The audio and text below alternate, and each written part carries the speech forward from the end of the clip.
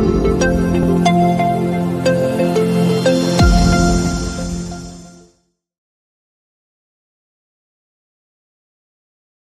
Friends, welcome to SPR media work. Vizianagaram assembly నియోజకవర్గం విజయనగరం జిల్లా విజయనగరం లోక్సభ నియోజకవర్గంలోని 7 అసెంబ్లీ సెగ్మెంట్లలో ఒకటి.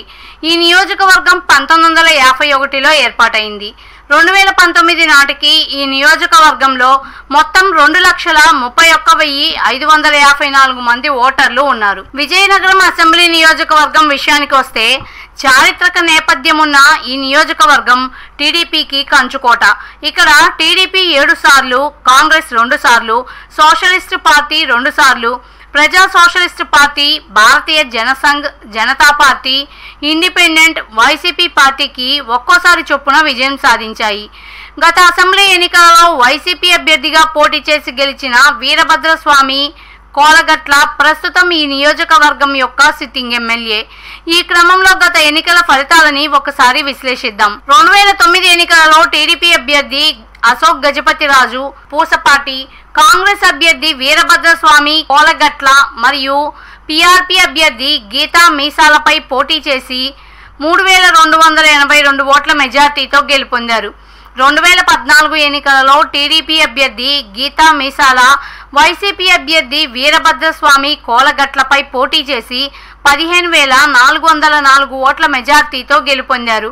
2019 ఎన్నికలలో వైసీపీ అభ్యర్థి వీరభద్రస్వామి కోలగట్ల, టీడీపీ అభ్యర్థి అదితి విజయలక్ష్మి గజపతిరాజు మరియు జేఎస్పీ అభ్యర్థి పాలవలస యశస్విలపై పోటీ చేసి 6,400 ఓట్ల మెజార్టీతో గెలుపొందారు.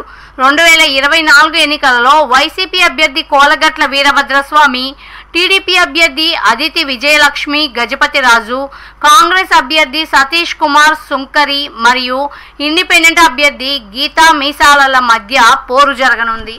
ప్రజాస్వామ్యం వర్ధిల్లాలన్నా, మన జీవితాలు తలరాతలు మారాలన్నా అది కేవలం ఒక్క ఓటుతోనే సాధ్యం. మనం వేసే ఓటు మన భవిష్యత్తును, రాబోయే తరాల మనుగడను నిర్ణయిస్తుంది. అంతేకాదు, మన ఓటుతోనే నవ సమాజం నిర్మితమవుతుంది, ఇంకా దేశ దిశ దశను మారుస్తుంది. ఓటు అనే 2 అక్షరాల పదం దేశ చరిత్రనే మార్చేస్తుంది. కేంద్ర ప్రభుత్వం జనవరి 25ను జాతీయ ఓటర్ల దినోత్సవంగా ప్రకటించింది. కుల, మత, ప్రాంత, లింగ, జాతి, భాష అనే భేదం లేకుండా దేశంలో నివసించే 18 సంవత్సరాలు నిండిన పౌరులు అందరికీ భారత రాజ్యాంగం ఆర్టికల్ 326 ద్వారా ఓటు హక్కును కల్పిస్తుంది. ప్రజాస్వామ్యాన్ని గౌరవించాల్సిన బాధ్యత ప్రతి పౌరుడిపై ఉంది. ప్రజాస్వామ్యానికి ఓటే పునాది. దేశ, రాష్ట్ర భవిష్యత్తును నిర్ణయించేది ఈ ఓటే. అలాంటి ఈ ఓటును డబ్బుకు, మద్యానికి అమ్ముకోకుండా భారత ప్రజాస్వామ్య పరిరక్షణ కోసం ప్రతి ఒక్కరూ